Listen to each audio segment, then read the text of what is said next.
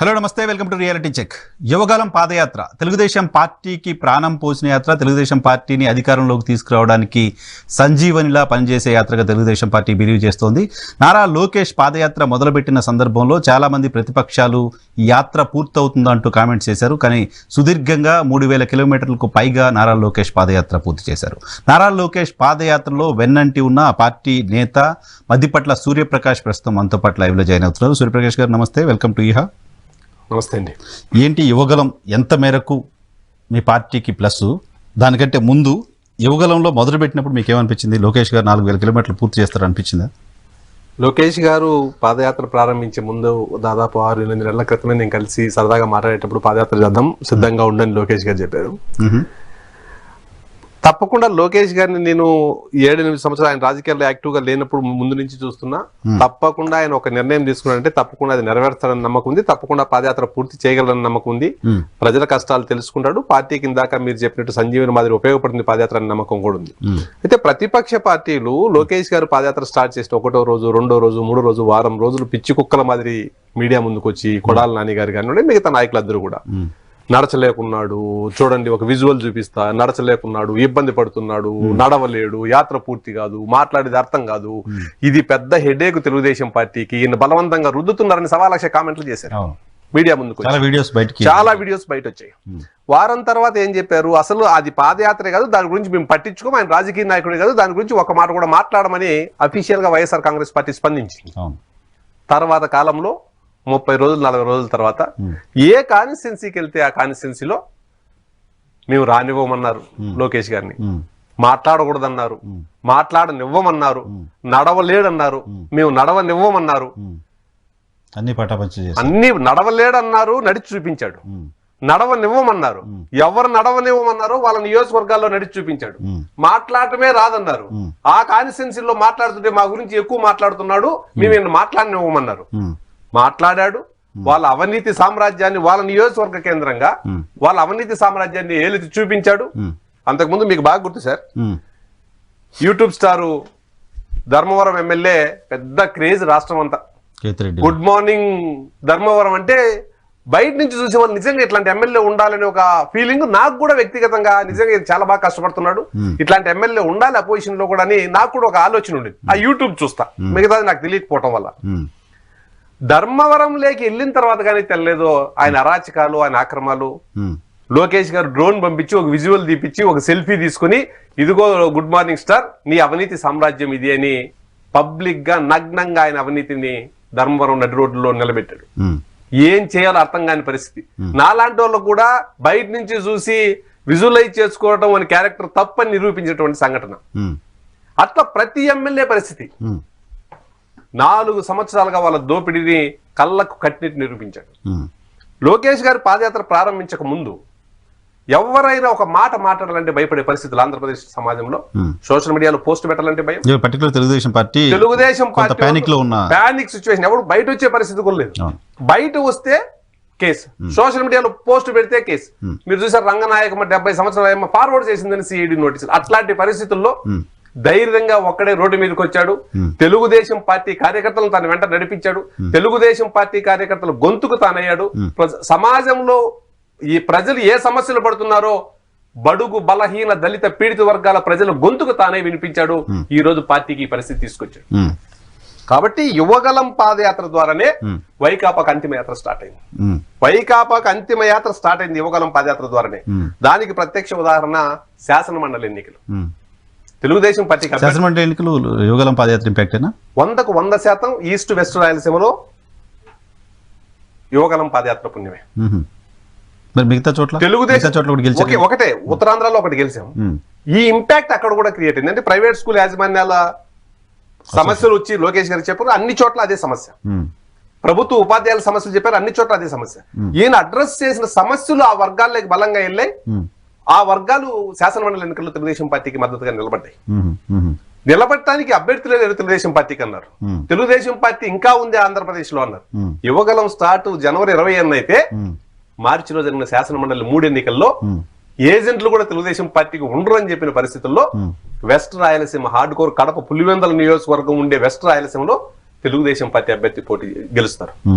East రాయలసీమలో Telugu Desam party అభ్యర్థి గెలుస్తారు. తిరుపతిలో విచ్చలవిడిగా దొంగ ఓట్లు మీరు అందరూ చూసారు, అన్ని ఛానల్లో లైవ్ల్లో ఇచ్చాయి. 7వ తరగతి చదువుకున్న వాళ్ళు కూడా వచ్చి ఓట్లు వేశారు. 7వ తరగతి చదువుకున్నారు. ఇక్కడ 50 కోట్లు, అక్కడ 50 కోట్లు డబ్బులు ఖర్చు పెట్టింది అధికార పార్టీ. ఈస్ట్ లో 50 కోట్లు, వెస్ట్ లో 50 కోట్లు. ఒక్క రూపాయి కూడా ఒక ఓటర్కు తెలుగుదేశం పార్టీ డబ్బులు పంచకుండా తెలుగుదేశం పార్టీ శాసనమండలి అభ్యర్థులు గెలిచారు. దాని అర్థం కేవలం యువగలం యాత్రే తెలుగుదేశం పార్టీ దశ దిశను రెండింటిని మార్చేసి. ప్రత్యక్ష ఉదాహరణ శాసనమండలి. కాబట్టి ఎన్ని విధాలుగా లోకేష్ గారిని గతంలో ట్రోల్ చేసినా, లోకేష్ గారిని అసమర్థుడుగా చిత్రీకరించడంలో గతంలో వైఎస్ఆర్ కాంగ్రెస్ పార్టీ ఐపాక్ గతంలో సక్సెస్ అయ్యాయి. లోకేష్ గారికి ఏమీ చేత కాదు, లోకేష్ గారు ఎందుకు పనికిరారని ఒక అసమర్థుడుగా సమాజంలో చిత్రీకరించే వైఎస్ఆర్ కాంగ్రెస్ పార్టీ కానీ ఐపాక్ కానీ దాన్ని ఎదుర్కోవడంలో తెలుగుదేశం పార్టీ నాయకులుగా మేము విఫలమయ్యాం. అయితే ఆయన సత్తా ఏందని ఇట్లాంటి ఒక నియంత రాజ్యంలో, ఒక రాక్షసుడు రాజ్యమేలే రాజ్యంలో లోకేష్ గారి సత్తా, లోకేష్ గారి తెగువ, లోకేష్ గారి ధైర్యం, లోకేష్ గారి తెలివి అన్ని బయట వచ్చాయి. కానీ నారా లోకేష్ ఏదో అర్ధరాత్రి పాదయాత్ర చేస్తున్నాడు, అదే పాదయాత్రే కాదు, కాసేపు టెంట్లో కూర్చుంటాడు, 4:30కు బయటకు వస్తాడు, 4:30కు బయటకు వచ్చి అర్ధరాత్రి అంతా నిద్రపోయిన తర్వాత రోడ్డు మీద నడుచుకుంటూ వెళ్తాడు. ఇదేం పాదయాత్ర? ఇటువంటి పాదయాత్రలు మేము ఎప్పుడు చూడలేదు అనేది వైసీపీ చెప్తున్నమాట. జనవరి 20 పాదయాత్ర స్టార్ట్ అయింది సార్. జనవరి 20 స్టార్ట్ అయింది. మే 15వ తారీఖున, మే 15వ తారీఖు వరకు మార్నింగ్ ఈవినింగ్ పాదయాత్ర జరిగింది. 16 కిలోమీటర్లు, 17 కిలోమీటర్లు జరిగింది. మే 15వ తారీఖున భువనేశ్వరమ్మ గారు వచ్చారు. ఎండలు మరీ ఎక్కువ ఉన్నాయి, లోకేష్ గారు ఒక్కరే కదా, టీం కూడా ఇబ్బంది పడుతున్నారు. కాబట్టి ఎండలు తగ్గే వరకు ఈవినింగ్స్ పాదయాత్ర కొనసాగించమని భువనేశ్వరమ్మ గారు పట్టడం వల్ల ఈవినింగ్ పాదయాత్ర చేశారు. ఓకే, రాజశేఖర రెడ్డి గారు చేసిన పాదయాత్ర యావరేజ్ గా ఎన్ని కిలోమీటర్లు నడిచారు రోజుకి? 11-12 అనుకుంటా నడిచారు. జగన్మోహన్ రెడ్డి గారు 12 నడిచారు. చంద్రబాబు నాయుడు గారు 13.2 నడిచారు. లోకేష్ గారు నడిచింది 13.7 కిలోమీటర్లు యావరేజ్ గా నడిచారు. మార్నింగ్ చేస్తుంది, ఈవినింగ్ చేస్తుంది. ఎండ ఎక్కువగా ఉండటం వల్ల ఆ కొద్ది రోజులు మాత్రం ఈవినింగ్ వాక్ నడిచింది, మిగతా అన్ని రోజులు మార్నింగ్ ఈవినింగ్ నడిచింది. అంటే లోకేష్ గారు ఒకటే కాదండి, ఒక టీం నడుస్తుంది. కానీ తెల్లవారుజాము 2:30-3 గంటలకి జనాల దగ్గర ఎవరుంటారు? మీకు ఒక విషయం, జనాలు అంతమంది రోడ్డు మీదకి వస్తే విజయవాడలో జరిగింది మీరు అందరూ చూశారు. ఈవినింగ్ 3కి స్టార్ట్ అయింది, మార్నింగ్ 8 కిలోమీటర్స్ వాకే. ఆ రోజు ఓన్లీ 8 కిలోమీటర్స్. మార్నింగ్ 5 అయింది, క్యాంప్కి వెళ్ళారు. తెల్లారుజామున 3 గంటలకు కూడా వేల మంది మహిళలు విజయవాడ రోడ్ల పైన. అంత స్పందన, ప్రజలు వచ్చి మమ్మల్ని కలవాలా, వాళ్ళ సమస్యలు వినాలని ఆయన ఆపేస్తా ఉంటే దానికి ఎవరేం చేస్తారు? ఆర్గనైజ్ చేసింది కాదు, వాళ్ళకి వాళ్ళు వచ్చింది. మహిళలు తెల్లారుజామున 3 దాకా ఆర్గనైజ్ చేస్తే వస్తారండి విజయవాడ నగరంలో. ఏంటి ఏ సమస్య చెప్పుకోవడానికి వస్తున్నారు జనాలు? అంటే అరాచక ప్రభుత్వం ఒక సమస్య కాదండి. మేము అన్ని వర్గాల సంక్షేమం 2,60,000 కోట్లు డైరెక్ట్ అకౌంట్లో వేసాం, ఇన్ని స్కీమ్స్ ఇచ్చాం, దేశంలో ఎక్కడ ఎవరు చేయని పథకాలు అమలు చేస్తున్నామని ప్రభుత్వం చెప్తుంటే. వాస్తవం, ప్రభుత్వం చెప్తుంది అదే, చాలా మంది రాజకీయ విశ్లేషకులు నమ్ముతాండేది కూడా అదే. డబ్బులు అకౌంట్లు వేసేస్తున్నాడు, పేద ప్రజలు సంక్షేమం చూసుకుంటున్నాడు, సంక్షేమ పథకాలు బ్రహ్మాండంగా ఆంధ్రప్రదేశ్. ఇక్కడే పొరపాటు జరుగుతుంది. ఎవరైతే లబ్ధిదారులు ఉన్నారో, లబ్ధిదారులు ఉన్నారని ప్రభుత్వం చెప్తాందో అదే లబ్ధిదారులే బాధితులు కూడా. ఎట్లా? ఇప్పుడు అమ్మఒడి ఇచ్చాడు, 7 సార్లు కరెంట్ బిల్లు ఇచ్చాడు. ముందు గ్రామాలలో ఒక లైటు, ఒక ఫ్యాన్ ఉన్న ఇంట్లో మినిమం కరెంట్ ఛార్జ్ 70 రూపాయలు వచ్చేది. ఇప్పుడు ఏ గ్రామానికి అన్నారండి 350 రూపాయలు మినిమం కరెంట్ ఛార్జ్ వస్తుంది. మినిమం 350 రూపాయలు. 2019లో తెలుగుదేశం ప్రభుత్వం అధికారంలో నుంచి దిగేటప్పటికి చీప్ లిక్కర్, నాణ్యమైన చీప్ లిక్కర్ 50 రూపాయలు కోట ఉండేది. ఈ రోజు 150 రూపాయలు దాని మీద పెడుతున్నారు. కర్ణాటకకు, ఆంధ్రప్రదేశ్ కు తెలుగుదేశం ప్రభుత్వం దిగిపోయేటప్పటికి 2 రూపాయలు డీజిల్ పై తేడా ఉండేది. ఈ రోజు 12 రూపాయలు తేడాకపోయింది. 12 రూపాయలకు తేడాకపోయింది. పని చేసుకోవాలనుకున్న ప్రతి కార్మికునికి పని దొరికేది, ఇసుక దొరకడం వల్ల పని దొరికేది భవన నిర్మాణ కార్మికులకు తెలుగుదేశం ప్రభుత్వం అధికారంలో. ఈ రోజు ఆ పనినే దూరం చేసేసాడు, ఇసుక లేకపోవడం. ఇట్లా సమాజంలో ఎవరైతే ఈయన పథకాలు ఇస్తున్నాడో బాధితులు కూడా వాళ్ళే. అన్ని రంగాల్లో అధోగతి పాలు చేసేసాడు వ్యవస్థని. 15,000 ఇస్తానన్నాడు. ఇప్పుడు తెలుగుదేశం పార్టీ ఏ రకంగా భరోసా ఇస్తుంది? మీరు వస్తే లిక్కర్ రేట్లు తగ్గిస్తారా? మేము కరెంట్ బిల్లు కూడా తగ్గిస్తారా? తప్పకుండా కరెంటు బిల్లు తగ్గిస్తామని చెప్పారు. లిక్కర్, నాణ్యమైన లిక్కర్ ముందు ఏదైతే విధానం ఉందో అదే విధానాన్ని తీసుకొని వస్తానని చెప్పి తెలుగుదేశం పార్టీ చెప్పింది. సంక్షేమం అంటే ప్రజల జీవన ప్రమాణాలు పెంచే విధంగా ఉండాలి సంక్షేమం. భిక్షగాళ్ళు మాది చేసేదానికి కాదు సంక్షేమం ఉండాలి సార్. నాకు ఒక పథకం ఇస్తానంటే నా జీవన ప్రమాణం పెరగాల. అదే కదా హ్యూమన్ డెవలప్మెంట్ కోసం మేము ఆలోచిస్తుంది. రోడ్లు వేయలేదు అంటున్నారు, ఇంకేదో కట్టలేదు అంటున్నారు. కానీ ఓ ఫ్యామిలీ డెవలప్ అయితే ఊరు డెవలప్ అయినట్టే, దేశం డెవలప్ అయినట్టే కదా. ఇక్కడ ఫ్యామిలీలో పిల్లోడు చదువుకుంటే ఆ ఫ్యామిలీ అంతా డెవలప్ అవుతుంది కదా. ఫ్యామిలీని డెవలప్ చేయకుండానే ఈ పథకాలు మరణం అని భిక్షగాన్ని చేసేసాడు. పథకాల మాటన వాళ్ళని భిక్షగాలు చేశాడు. పని దొరికితే నీ సంక్షేమానికి అర్థం ఉంటుంది. మీరు కూడా ఇప్పుడు ఇవన్నీ ఇస్తా అంటున్నారు, మీరు విషయాలు మేము అభివృద్ధి ద్వారా సంక్షేమం చేస్తాం, అభివృద్ధి ద్వారా సంపద పెంచుతాం. ఈ పథకాలన్నీ మీరు కంటిన్యూ చేస్తా అంటున్నారు. తప్పకుండా చేస్తాం. మరి అది భిక్షగాలు చేయటం కదా? అంటే అప్పులు చేసి వాళ్ళకి పని లేకుండా చేసి ఎక్కడి నుంచి చేస్తారు అప్పులు చేయకుండా? మేము సంపద సృష్టించే చంద్రబాబు నాయుడు గారు 1995లో ఈ రాష్ట్రంలో జీతాలు ఇచ్చే పరిస్థితి ఉందా? 2014లో చంద్రబాబు నాయుడు గారు రాష్ట్రం విడిపిన తర్వాత జీతాలు ఇచ్చే పరిస్థితి ఉందా? సంపదను సృష్టించడం తెలిసినోడు చంద్రబాబు నాయుడు. చంద్రబాబు నాయుడు గారు దిగిపోయే రోజు కూడా 100 కోట్లే ఉన్నాయంట దాంట్లో. చంద్రబాబు నాయుడు బిల్స్ అని మేము వచ్చి పెండింగ్ అని మేమే ఇచ్చాం. అప్పుడు ఎంత బిల్లు పెండింగ్ ఉన్నాయి? 60,000 కోట్ల బిల్స్ ఏదో మేము ఇప్పుడు ఎంత బిల్ పెండింగ్ ఉన్నాయి? ఇప్పుడు ఏదైనా కూడా జగన్మోహన్ రెడ్డి గారు కాకమ్మ కబుర్లు వాళ్ళ ప్రైవేట్ లిమిటెడ్ కంపెనీ కాదు ఇది, భారతీయ సిమెంట్ కాదు ఇది, సాక్షి పేపర్ కాదు, ప్రభుత్వంలో రెగ్యులర్ గా జరిగే వ్యవహారం. ఈ రోజు నేను వర్క్ చేస్తా, రేపు వచ్చే గవర్నమెంట్ ఇస్తుంది. ఈ రోజు నీ వర్క్ టెండర్ పిలిచిన వెంటనే బిల్ ఇవ్వను. రెగ్యులర్ గా జరిగే ప్రాసెస్ అది. ఏ గవర్నమెంట్ ఉన్నా రాజశేఖర రెడ్డి గారు సీఎం గా దిగిపోయాయని కిరణ్ కుమార్ రెడ్డి గారు దిగిపోయారు. మరి సరికొత్త వాదన చేస్తారు జగన్మోహన్ రెడ్డి. బిల్లులు పెండింగ్ పెట్టారు, నువ్వు ఇప్పుడు బిల్లు అన్ని క్లియర్ చేసి వెళ్తారా? అవకాశం ఉంటుంది అట్లా? కంటిన్యూస్ ప్రాసెస్ కదా, అది కంటిన్యూస్ ప్రాసెస్. ప్రజాస్వామ్యం. భారతీయ సిమెంట్ అంటే ఈ రెండుకు నువ్వు ఫైనాన్షియల్ లెక్కలు అన్ని చూసుకుంటావు. ఇది ప్రైవేట్ లిమిటెడ్ కంపెనీ కాదు, ఇది భారతీయ సిమెంట్ కాదు, సండూర్ పవర్ కాదు, ఇది ఒక ప్రభుత్వం. ప్రజాస్వామ్యంలో ఒక ప్రభుత్వం తర్వాత ఇంకో ప్రభుత్వం వచ్చినప్పుడు ప్రతిదాన్ని క్లియర్ చేసుకుంటా పోతుంది. చంద్రబాబు నాయుడు గారు లాస్ట్ డే నా బిల్లులు అన్ని క్లియర్ చేసి నేను సబ్మిట్ చేస్తాను మీకు అనేది ఉండదు ప్రజాస్వామ్యం. నిన్న కేసీఆర్ గారు ఓడిపోయారు, రెగ్యులర్ గా ఉంటాయి. ఈయన దగ్గర ఒక చోటే ఉన్నట్టు, ఈయన ఏదో అద్భుతాలు చేసేసినట్టు కాదు, అది ఎక్కడైనా ఉండే వ్యవహారమే. మేం పథకాలు ఇచ్చిన తెలుగుదేశం పార్టీ సంక్షేమ పథకాలు ప్రజల జీవన ప్రమాణాలను పెంచే విధంగా ఉంటాయి తప్ప గుడి దగ్గర అడక తినవాడు రోజు పొద్దున్న లేసి భిక్ష పెట్టుకునే మాదిరి ఇప్పుడు ఇది కాదు. ఇప్పుడు అమ్మఒడి ఆయన ఒకరికి ఇస్తున్నారు, ఒక పిల్లోడికి ఇస్తున్నారు, మేము ఇద్దరికి ఇస్తా అంటున్నారు. ఏం తేడా? నేను అమ్మఒడి ఇద్దరికి ఇచ్చిన ఎగ్జాంపుల్ చెప్తున్నాను. నేను అమ్మఒడి ఇద్దరికి ఇచ్చిన, ఆయన ఇచ్చే పథకం తల్లికి వందనం పేరుతో మేము ఇస్తున్నాం. ఇంకా ఏ పథకాలు ఇచ్చినా రేపు వానికి చదువు అయిపోయిన వెంటనే ఉద్యోగ అవకాశాలు వచ్చే విధంగా కూడా మేము చర్యలు తీసుకుంటాం. అదొకే. ఇప్పుడు ఈ బిచ్చగాళ్ళు ఆయన ఇస్తున్నప్పుడు మీరు ఇస్తుంది అని నేనేం చెప్తున్నా, 15,000 ఇచ్చి 13,000 రూపాయలు ఇచ్చి ఒక పిల్లని చదివిస్తున్నావు, ఇంకో పిల్లని గాలి వదిలేస్తున్నావు. ఇంకొక పిల్లని చదివించుకునే స్కోప్ ఆ పేరెంట్స్ నువ్వు కల్పించాలి కదా. వాడు పని చేసుకుంటే కదా ఇంకొక పిల్లని చదివిస్తాడు.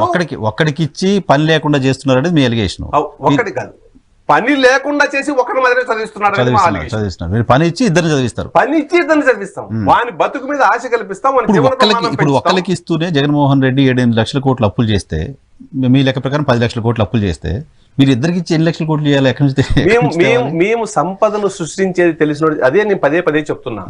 సైకిల్ కు 2 చక్రాలుంటే వెనక టైరు పని చేస్తే ముందర టైరు నడవాలి. వెనక టైరు అభివృద్ధి, ముందర టైరు సంక్షేమం. ఆ రెండు ఈక్వల్ గా పోవాలా. నువ్వు అసలు అభివృద్ధి వదిలేసి కేవలం అప్పులు చేసి పంచిపెట్టడానికి నువ్వు ఒక ముఖ్యమంత్రివి, ఎవరైనా చేస్తారు. అది నువ్వెందుకు, నీకు మ్యాండేట్ ఎందుకు, ఎలక్షన్ ఎందుకు, రాజకీయం ఎందుకు? పబ్లిక్ నుంచి ఈ క్వశ్చన్ రాదా? జగన్మోహన్ రెడ్డి ఇస్తానే, టీడీపీ కూడా ఇస్తా ఉంటుంది, లోకేష్ గారు కూడా అంటే అది కాదు. పబ్లిక్ అర్థం చేసుకుంటుంది, క్రైసిస్ ఎప్పుడున్నా రాష్ట్రాన్ని ముందుకు చంద్రబాబు నాయుడు గారు తీసుకెళ్తారని ఆంధ్రప్రదేశ్ ప్రజలు నమ్ముతున్నారు. అలా నమ్మబట్టే కదా ఇప్పుడు మాకు గ్రాడ్యుయేట్స్ ఎన్నికల్లో ఈ మ్యాండేట్ వచ్చింది. అలా నమ్మబట్టే కదా చంద్రబాబు నాయుడు గారు నమ్మబట్టే కదా వచ్చింది. నేను చిన్న ఉదాహరణ చెప్తున్నా మీకు. 13,000 రూపాయలు అమ్మఒడి ఇచ్చాడు, 70 రూపాయలు ఉండే కరెంట్ ఛార్జీ మినిమం 350 చేశారు. ఎంత తీసుకుంటున్నాడు మన దగ్గర? 5 టైమ్స్ పెంచాడు. 50 రూపాయల కోటను 150 చేశాడు, 3 టైమ్స్ పెంచాడు. మీరు అది తగ్గిస్తారా? మీరు తగ్గిస్తే ఎక్కడి నుంచి జనరేట్ చేస్తారంటున్నా నేను. ఒక రోజులో జనరేట్ చేయడం అనేది ఎలా సాధ్యం? ఒక రోజులో సాధ్యం కాదు. తెలుగుదేశం పార్టీ 5 years tenure లో జనరేట్ చేసిన అమౌంట్ ఎంత? జనరేట్ చేయబట్టే కదా తెలంగాణ కంటే మిన్నగా సంక్షేమ కార్యక్రమాలు చేసాం, తెలంగాణ కంటే మిన్నగా అభివృద్ధి కార్యక్రమాలు చేసాం. సంపద సృష్టించకుండా తెలంగాణ కంటే మిన్నగా అభివృద్ధి చేయడం సాధ్యమవుతుంది? 1,50,000 కోట్ల మా అప్పులు. 10 లక్షల కోట్లు ఈ గవర్నమెంట్ చేసి ఏం అభివృద్ధి చేశారు? 1 కిలోమీటర్ రోడ్ వేశారు ఎక్కడ? సెంట్రల్ గవర్నమెంట్ నేషనల్ హైవేస్ కాకుండా రాష్ట్ర ప్రభుత్వం కిలోమీటర్ రోడ్డు. మేము 23,000 కిలోమీటర్ల సీసీ రోడ్లు వేసాం, 74% పోలవరం చేసాం, అమరావతి ఇన్ఫ్రాస్ట్రక్చర్ క్రియేట్ చేసాం. గవర్నమెంట్ అసెట్స్ ఆ స్థాయిలో మేము పెంచాం. ఈ ప్రభుత్వం ఏం చేసింది? 2 లక్షల కోట్ల అప్పులు చేసి.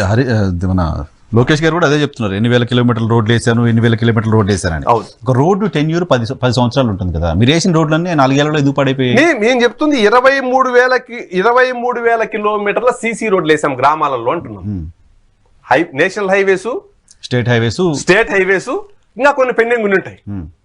ఆ పెండింగ్ ఉండేది ఏదన్నా మెయింటెనెన్స్ ఉంటుంది, ఆ మెయింటెనెన్స్ కూడా చేయలేకే రోడ్లు ఈ దుస్థితి తెప్పించింది ఈ ప్రభుత్వం. రోడ్ల మెయింటెనెన్స్ కూడా ఒక తట్ట మట్టి కూడా వేయలేకపోయారు 5 సంవత్సరాలు. నేను పాదయాత్రలో తిరిగి చూశాం కదా, అరాచకం. కేసీఆర్ గారు సిగ్గుతో తలదించుకోవాలి రాష్ట్ర ప్రభుత్వం. అవును అన్నారు ఆయన. తెలంగాణ రోడ్డు తెలంగాణ ఆంధ్ర ఏదో రోడ్లు చూస్తే తెలిసిపోతుంది, కానీ సిగ్గు లేకుండా ఒక్క మాట సార్. ఆంధ్రప్రదేశ్ ఇప్పటిదాకా ప్రభుత్వాలన్నీ మీరు రాజధాని కట్టారు, రాజధానిలో గెలవాలా, కియా తెచ్చారు, కియా దగ్గర గెలవాలా, డెవలప్మెంట్ చేశారు, అయినా గెలవాలా. నారా లోకేష్ గారు 23,000 కిలోమీటర్లు రోడ్లు వేశారు, అయినా గెలవాలా. అవన్నీ చేస్తే కూడా వాళ్ళు గెలవలేదు కదా, అవి ఎందుకని జనాలకు డబ్బులు పంచుతున్నారు జగన్మోహన్ రెడ్డి. ఇప్పుడు జగన్మోహన్ రెడ్డి ఓడిపోవడానికి ఏంటి రీజన్ ఉంటుంది? సంక్షేమ కార్యక్రమాలు చేసి జగన్మోహన్ రెడ్డి ఓడిపోతే రేపొద్దున మీరు మాత్రం ఎందుకు ఇంప్లిమెంట్ చేస్తారు వాటిని? ఒకటండి, సంక్షేమ కార్యక్రమాలు చేస్తే ఇబ్బంది లేదు, సమాజాన్ని ఒక అశాంతికి గురి చేశారు జగన్మోహన్ రెడ్డి. సంక్షేమ కార్యక్రమాలు ఒకటి చేస్తే తప్పులేదు. అమరావతి మీద ఏం స్టాండ్ అయింది? ఎలక్షన్లకు ముందు స్టాండ్ అయింది, ఎలక్షన్ తర్వాత స్టాండ్ అయింది. బాదుడే మైక్ ఎత్తుకుని ఎన్ని మీటింగ్ లో చెప్పాడు. కర్ణాటకకి ఎంత పెట్రోల్, మన దగ్గర ఎంత పెట్రోల్ అని ప్రతి ఊరు వాడ మీటింగ్ లో చెప్పాడా లేదా? ఈ రోజు దేశంలోనే ఏపీలో నెంబర్ 1. 12 రూపాయల తేడా. మద్యపాన నిషేధం చేస్తేనే మీ దగ్గరికి వచ్చే ఓట్లు అడుగుతా, లేకపోతే నేను అడగనని స్వయంగా ఈ పెద్ద మనిషి చెప్పాడా లేదా? రాజకీయ కక్షలే ఉండవు నా పరిపాలనలో అని చెప్పాడా లేదా? ఒక్క మాట అయినా జగన్మోహన్ రెడ్డి గారు చెప్పింది ఫిల్ చేశాడా? ఎక్కడ చేశాడు? 90% హామీలు అమలు చేశామని 90%. భారతీ రెడ్డి గారు ఇంట్లో ఎంతమంది పిల్లలు ఉంటే అంతమందికి అమ్మఒడమ్మా మీ జగనన్న ఇస్తున్నాడు 15,000 అని చెప్పి పబ్లిక్ మీటింగ్ లో వీడియోలు కూడా ఉన్నాయి. ఆయన భారతీ రెడ్డి గారు చెప్పారు. ఎంతమంది ఉంటే అంతమందికి ఇస్తున్నారండి. కరెంట్ ఛార్జీలు మేము అసలు పెంచమని ప్రమాణ స్వీకారంలో చెప్పాడు జగన్మోహన్ రెడ్డి. పెంచకన్నా ఉన్నాడా? వీటన్నిటిని మీరు యువగలంలో ప్రజల దృష్టికి తీసుకెళ్లగలిగారా? ప్రజలే మా దృష్టికి తెచ్చారు. మీకు ఒక విషయం ఏంటంటే నరసింహారావు గారు, నేను యువగలంకు పోకముందు మీరు చెప్పిన దాంతో నేను కూడా ఏకీభవించేవాడిని. డబ్బులు పంచుతున్నాడు, సంక్షేమం బాగా చేస్తున్నాడు అనేది నా మనసులో కూడా అభిప్రాయం ఉంది. ఎమ్మెల్యేలే కరప్షన్ ఎక్కువ చేస్తున్నారు, ఎమ్మెల్యేల మీద వ్యతిరేకత ఉంది, జగన్మోహన్ రెడ్డి గారి మీద ఏం లేదు, ఆయన పని ఆయన కరెక్ట్ గా చేస్తున్నాడు అనే ఫీలింగ్ నాకు కూడా ఉండేది. ఒక్కసారి ప్రజల్లోకి వెళ్ళిన తర్వాత ఎమ్మెల్యే గారి అరాచకం వాస్తవం, నా అభిప్రాయం కరెక్ట్. జగన్మోహన్ రెడ్డి గారి మీద ఎమ్మెల్యేల గారి కంటే ఎక్కువ ఉంది. ఓకే, ఎమ్మెల్యేల పైన కంటే జగన్మోహన్ రెడ్డి గారి మీదనే ఎక్కువ కోపం. మనం వాళ్ళ దృష్టికి తీసుకుపోయే పనిలే. ఏ ఇంటికి పోయినా అయ్యా ఈ చేత్తో 10 రూపాయలు ఇస్తున్నాడు, ఈ చేత్తో 100 రూపాయలు లాగేస్తున్నాడు, అయ్యా ఈ రేట్లు పెరిగినాయని చెప్పి వాళ్ళే లోకేష్ గారి దగ్గరకు వచ్చి చెప్పే పని. సో ఇప్పుడు యువగలంలో మీరు ప్రజలు పడుతున్న ఇబ్బందులు చూశారు, ప్రజలకు ఏం చేస్తామో చెప్పారు, జగన్మోహన్ రెడ్డి ఇచ్చిన హామీలు ఏమి అమలు చేయలేదో మీ దృష్టికి వచ్చాయి. సో యువగలం కంక్లూజన్ అది. లోకేష్ గారితో మీరు నడుస్తున్న సందర్భంగా లోకేష్ గారిలో మీరు అబ్జర్వ్ చేసిన చేంజెస్ ఏంటి సార్? అసలు యువగలం ముందు లోకేష్ గారు, మీరు కూడా చాలా దగ్గరగా చూసింటారు లోకేష్ గారిని, ఆయన అభిప్రాయం ఏదైనా మొహాన చెప్పేస్తాడు సార్. దాపరికాలు ఉండవు, మళ్ళీ చూద్దాం అనేది ఉండదు. సూర్యప్రకాష్ బి సార్ నా బిడ్డకు ఒక మెడిసిన్ సీట్ కావాలా అని అడిగాను అనుకోండి, సపోజ్ ఆయన చేసే అవకాశం ఉంటే, నా బిడ్డ ఇప్పుడు 5వ తరగతి చదువుతాను సార్, నాకు మెడిసిన్ సీట్, నా బిడ్డను మెడిసిన్ సీట్ చదివించండి అని చెప్తే, నా బిడ్డ ఇంటర్ సెకండ్ ఇయర్కి వచ్చే టయానికి లోకేష్ గారి ఆఫీస్ నుంచి ఫోన్ వస్తుంది, నువ్వు లోకేష్ గారిని మెడిసిన్ సీట్ అడిగావు 5th క్లాస్లో, ఇప్పుడు మీ అమ్మాయి ఇంటర్ సెకండ్ ఇయర్ వచ్చి సార్న కలువు సీట్ ఇస్తారు అంటారు. అంటే 7 సంవత్సరాల తర్వాత కూడా ఆ స్థాయి మానిటరింగ్ ఉంటుంది లోకేష్ గారి దగ్గర. నేను పోయి ఉపరాష్ట్రపతి అడిగా, నాది ఆ స్థాయి కాదు, నాకు ఆ పదవి ఆయన నీలేడు, ఆయన చేతుల్లో ఉండదు. మిగతా రాజకీయ నాయకులు జగన్మోహన్ రెడ్డి గారు లేనట్లయితే అమెరికా ప్రెసిడెంట్ కూడా చేస్తామంటారు. లోకేష్ గారు ఆ నుంచి కాదు, నేను ఇవ్వను, మీరు లేచిపోవచ్చు అండి అంటాడు. అదే రాజకీయ, ఆయన బలం బలహీనత రెండు అదే కావచ్చు. ఓవర్ హానెస్ట్ గా ఉంటాడు. చెప్పే విధానంలో చూద్దాంలే అంటే నేను ఆశగా బయటపోతానేమో, ఆయన చూద్దామని నాకు చేయలేదని వాళ్ళ భవిష్యత్తులో అనుకుంటా. ఇక్కడ లోకేష్ గారి దగ్గర అది ఉండదు, నేను ఇవ్వను, నా చేతుల్లో లేదు, మీరు లేచి వెళ్ళొచ్చండి అంటాడు. He behaves like officer అప్పుడు. అంతే. ఇప్పుడు పాదయాత్ర తర్వాత ప్రజల బాధలు చూసిన తర్వాత, ఎప్పుడు కూడా లోకేష్ గారు హైదరాబాద్ లో పుట్టి పెరిగారు, అమెరికాలో చదువుకున్నారు, అంత ఫీల్డ్ లో గ్రౌండ్ తెలియదు. పాదయాత్రలో ప్రజలు పడే ఇబ్బందులు చూసిన తర్వాత మాత్రం సబ్జెక్ట్ మీద చాలా పూర్తి స్థాయి అవగాహన వచ్చింది లోకేష్ గారు. రేపు ఏదైనా ఒక విధానపరమైన నిర్ణయం తీసుకోవాలనుకున్నప్పుడు తప్పకుండా ఈ ఫీల్డ్ చాలా ఉపయోగపడుతుంది. అదే విధంగా పాదయాత్రలో నడుస్తా ఏదో ముచ్చట్లు చెప్పడు ఆయన. చిత్తూరులో నడుస్తా అంటే సూర్యప్రకాష్ నీ స్థానిక నాయకుడు అనుకో, నన్ను పక్కన కూర్చోబెడతాడు. ఇక్కడ ఏంది సమస్యలు, ఏం చేస్తే బాగుంటుంది, మనం వస్తే ఉండే బడ్జెట్ లో ఏం చేయగలం, ఏం చేస్తే చరిత్రలో నిలిచిపోగలం, కర్నూలు పార్లమెంట్ లో ఏం చేస్తాం, నంద్యాల పార్లమెంట్ లో ఏం చేస్తాం, ఒక్కొక్క దగ్గర ఒక సమస్యలు ఉన్నాయి, దీన్ని రెక్టిఫికేషన్కి ఏం చేయాలి, ఇట్లా ప్రతి దగ్గర సమస్యలు, ఆ సమస్యలకు పరిష్కారం కోసం ఏం చేయాలో ఒక బ్లూ ప్రింట్ తయారు చేసుకున్నాడు ప్రతి దగ్గర. ఆ బ్లూ ప్రింట్ తయారు చేసుకుని రాయలసీమ డిక్లరేషన్ ఇచ్చారు. చాలా మంది పాదయాత్రలు చేశారు, చంద్రబాబు నాయుడు గారు చేశారు, రాజశేఖర రెడ్డి గారు చేశారు, షర్మిల గారు చేశారు. కేవలం ఏ ప్రాంతంలో వచ్చి ఆ ప్రాంతంలో మాట్లాడేసి వెళ్ళేవాళ్ళు దాని సమస్యల పరిష్కారం యూనివర్సల్ గా చెప్పారు. అంటే జనరల్ గా స్టేట్ లో మేము వస్తే ఏం చేస్తామని చెప్పారు తప్ప. లోకేష్ గారు రాయలసీమ డిక్లరేషన్ ఇస్తున్నా, ఇది ఈ జిల్లాకు చేస్తా, ఈ పార్లమెంట్ కి ఇచ్చేస్తా, ఒకవేళ నేను చేయకపోతే నేను పరదాలు కట్టుకుని తిరగను, మీ దగ్గరకు వస్తాను, నా కాళ్ళు పట్టుకుని నువ్వు చెప్పావు కదరా అని చెప్పి నిలది. మొత్తం యూట్యూబ్ లింకులు ఉన్నాయి, ఆ వీడియో నాకు చూపించి నన్ను నిలది. ఇంతవరకు ఏ రాజకీయ నాయకుడు చెప్పాడు అలా? నేను ఈ లింక్ రికార్డ్ చేసి పెట్టుకోండి, నేను ఈ మాట చెప్తున్నా, చేయకపోతే నన్ను నిలదీయండి, నేను పరదాలు కట్టుకుని మీ దగ్గర రాను. కాబట్టి ఈయనకు ఫీల్డ్ మీద అవగాహన వచ్చింది, ప్రజల సమస్యలు ఏదో తెలిసాయి, తప్పకుండా ఆ ప్రజా సమస్యల పరిష్కారానికి రేపు అధికారంలోకి వస్తే ఆయన కృషి చేస్తారు. ఎందుకంటే ఆయనే మాట చూసాడు, నన్ను నిలదీయండి మీరు కాళ్ళ పట్టుకొని. కాబట్టి పాదయాత్ర ముందు లోకేష్ గారు థియరీ, పాదయాత్ర తర్వాత లోకేష్ గారు ప్రాక్టికల్. ఎంత ప్రాబ్లమ్స్ మనం ఎంత ప్రాబ్లం ఫేస్ అయినా వాళ్ళ ప్రాబ్లం సాల్వ్ చేయాల్సిందే దాంట్లోకి వచ్చాడు. ముందు థియరీ ఓన్లీ బుక్ చదువుకొని దాని ప్రకారం యాక్ట్ చేసి, ఇప్పుడు ప్రాక్టికల్ మరో 20 సంవత్సరాల పాటు ఈ రాష్ట్ర రాజకీయాలను శాసిస్తాడు. ఆయన ఏదో ప్రత్యర్థులకు కూడా అర్థమైంది కాబట్టే పాదయాత్ర స్టార్ట్ చేయని 40 రోజుల తర్వాత ఆయన టార్గెట్ చేయడం స్టార్ట్ చేశారు. అప్పటి వరకు మేము మాట్లాడడం పాదయాత్ర గురించి అన్న వాళ్ళు కూడా పాదయాత్ర మీద టార్గెట్ చేసి మాట్లాడటం స్టార్ట్ చేశారు. పాదయాత్రలో ఆయన మాట్లాడుతున్న భాష పైన చాలా మందికి అభ్యంతరాలు ఉన్నాయి. లోకేష్ గారు మీరు ఏ వీడియోలో దీని సార్, సీఎం గారిని సైకో అన్నాడు, మిగతా వాళ్ళ అవినీతి బయట పెట్టాడు, వాళ్ళకు ఒక పేరు పెట్టాడు తప్ప బూతు లెక్కలా మాట్లాడలేదు. బట్టలు ఇప్పుతాను, బట్టలు ఇప్పి కొడతారు ప్రజలు అన్నాడు. సార్ వైకాపా వాళ్ళ బూతులు లోకేష్ గారు బట్టలు ఇప్పి కొడతాం, ఆ బాధ్యత నేనే తీసుకుంటా అంటున్నాడు. 100% తీసుకోకపోతే లోకేష్ గారిని క్యాడర్ నెంబర్ సార్. క్యాడర్ ఇప్పుడు సార్ నేను అది ఆన్ రికార్డ్ చెప్పాలనో చెప్పకూడదు, చంద్రబాబు నాయుడు గారు మళ్ళీ అధికారంలోకి వస్తే అభివృద్ధి, ఆయనకి రాష్ట్రం అభివృద్ధి, ఆ ధ్యాస ధ్యాస ధ్యాస ధ్యాస, మా క్యాడర్ లో ఫీలింగ్ చెప్తున్నాను సార్.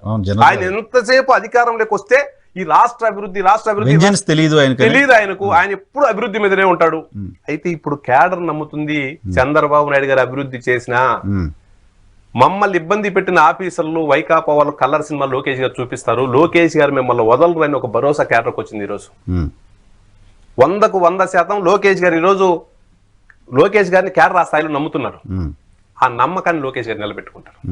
అందరినీ కాదు, రాజకీయ కక్ష సాధింపులు లోకేష్ గారికి తెలియవు. రాజకీయాల్లో కక్ష సాధింపు అంటే చంపడం ఒకటే కాదు, వాడు చేసిన తప్పుకు శిక్ష అనుభవించడుగా తప్పకుండా లోకేష్ గారు చేస్తారు. కరెక్టే. ఇప్పుడు ఇంత కాన్ఫిడెన్స్ నారా లోకేష్ గారు క్యాడర్లో ఇచ్చినప్పుడు, ఇన్ని సమస్యలు ఉన్నప్పుడు, ఇంత ప్రజా వ్యతిరేక పాలన వైఎస్ఆర్ కాంగ్రెస్ పార్టీ చేస్తున్నప్పుడు మళ్ళీ మీకు పొత్తులు ఎందుకు? ఒకటి సార్, 2 మన లక్ష్యం ఒకటి, తెలుగుదేశం పార్టీ లక్ష్యమైన జనసేన పార్టీ లక్ష్యమైన ఓటు చీలకూడదు, జగన్మోహన్ రెడ్డిని గద్దించాలి. గెలవటం తెలుగుదేశం పార్టీ ఒకటైనా మేము గెలుస్తాం, గెలవటం సమస్య కాదు. ఇక్కడ జగన్మోహన్ రెడ్డిని ఆంధ్రప్రదేశ్ రాజకీయ చిత్రపటంలో లేకుండా గెలవాలా. ఆయన రాజకీయ చిత్రపటంలో ఉంటే పెట్టుబడులు ఎవరు పెట్టరు సార్. మళ్ళీ 5 ఏళ్ల తర్వాత ఆయన వస్తే అనే క్వశ్చన్ మార్క్ ఉండకూడదు. ఇంకా శాశ్వతంగా అరుంధతి సినిమాలో విలన్ని ఏ విధంగా, పశుపతిని ఏ విధంగా అయితే రాజకీయ జీవ సమాధి చేస్తారో ఆ విధంగా వైఎస్ఆర్ కాంగ్రెస్ పార్టీని రాజకీయ సమాధి చేస్తేనే ఈ రాష్ట్రం బాగుపడుతుంది. దానికోసం పొత్తులు, మీరు గెలవడానికి కాదు, మేము గెలవడం కోసం కానే కాదు, వైసీపీని చంపేయడానికి, వైసీపీని రాజకీయ సమాధి చేయడానికి మరో 20 సంవత్సరాల పాటు ఆ సమాధిలో నుంచి వైఎస్ఆర్ కాంగ్రెస్ పార్టీ బయట రాకుండా ఉండటానికి. 20 సంవత్సరాల లోపు వైఎస్ఆర్ కాంగ్రెస్ పార్టీ బయట వస్తే మళ్ళీ ఇన్వెస్టర్లు భయపడతారు, మళ్ళీ వాడు వస్తాడేమో. మీరు ఒక్కళ్ళు అయితే చేయలేరా పని, సమాధి చేయలేరా? అంటే వాళ్ళకు 30 సీట్లు వచ్చిన ఇన్వెస్టర్స్ భయం. ఆ పరిస్థితి లేకుండా వాళ్ళని సింగిల్ డిజిట్ కి పరిమితం చేయాలి. ఇంకా ఈ సమాధిలో నుంచి ఈయన బయట రాలేడు అనే అట్మాస్ఫియర్ ఉంటేనే ఆంధ్రప్రదేశ్ బాగుపడుతుంది. కానీ తెలుగుదేశం పార్టీ గెలుస్తామని నమ్మకం లేదు, అందుకోసమే పవన్ కళ్యాణ్ తెచ్చుకుంది, ప్రశాంత్ కిషోర్ తెచ్చుకుంది, బీజేపీ కావాలంటుంది, షర్మిల వస్తుందని చెప్తుంది, ఇవన్నీ మాట్లాడుతున్నారు కదా సార్. షర్మిల గారు జగన్మోహన్ రెడ్డి గారికి సోదరి సార్. నువ్వు ఇబ్బందుల్లో ఉన్నప్పుడు 3000 కిలోమీటర్లు ఒక ఆడబిడ్డ పాదయాత్ర చేసింది సార్. ఒక ఆడబిడ్డ 3000 కిలోమీటర్లు పాదయాత్ర చేసింది, అన్న వదిలిన బాణాన్ని అని చెప్పింది. అన్న వదిలిన బాణం అని జగన్ చెప్పింది, అన్న ఆ బాణాన్ని వదిలేసాడు. ఇప్పుడు ఆ బాణం మళ్ళీ తిరిగి అన్న వైపే వస్తాను. ఉమ్. అన్నకి ఎదురు వస్తుంది ఆ బాణం. ఇప్పుడు ఉమ్. ఆడబిడ్డకు ఆస్తులు పంచేయకుండా సిగ్గుండదు సార్. ముఖ్యమంత్రి మళ్ళీ నా అక్కలు నా చెల్లెళ్ళు నేను రాష్ట్రానికి బాగు చేస్తా, నీ చెల్లెలు ఎందుకు నీకు ఎదురు వస్తుంది, నీ చెల్లెలు నిన్ను ఎందుకు విభేదించిందో ఒక్కసారి విమర్శ చేసుకోదా సార్? ఆమె చెప్పలేదు ఎక్కడ నాకు ఆస్తులు ఇవ్వట్లేదు అందుకే బయటకు వస్తున్నాను. చెప్పకపోయినా ఎందుకు బయట వచ్చింది? ఆస్తులు వద్దు సార్, ఎందుకు నీతో విభేదించింది? అది తెలుసు. ఇప్పుడు ఆంధ్రప్రదేశ్ రాజకీయాల్లోకి వస్తే మాట్లాడతావు. ఎందుకు బయట వచ్చిందో చెప్పాలి కదా సార్. రాజకీయాలకి సంబంధం లేదు సార్. ఆ అమ్మ రాజకీయాలకి రాదు. నిన్ను వదిలేసి ఎందుకు బయట వచ్చింది? మీ అమ్మగారు గౌరవ అధ్యక్షులకు ఎందుకు రాజీనామా చేసింది? సిగ్గుండక్కర్లా? అమ్మను చెల్లిని ఎంట పెట్టుకోకుండా నా అక్కలు నా చెల్లెమ్మలు ఆంధ్రప్రదేశ్ కు బాగు చేస్తావా? వాళ్ళ అమ్మ బాగుందిగా, నేను ఎక్కడో చూసా. క్రిస్మస్ వేడుకలకు పోయింది సార్, గౌరవాధ్యక్షులుగా రాజీనామా చేసిందా లేదా? పార్టీకి రెండు పార్టీలకు ఉండకూడదు కాబట్టి రెండు పార్టీలకు ఆ అమ్మ అప్పటికి ఇక్కడ లేదు. నిన్ను అధికారంలోకి తెచ్చే వరకు గౌరవాధ్యక్షులుగా ఉంది కదా.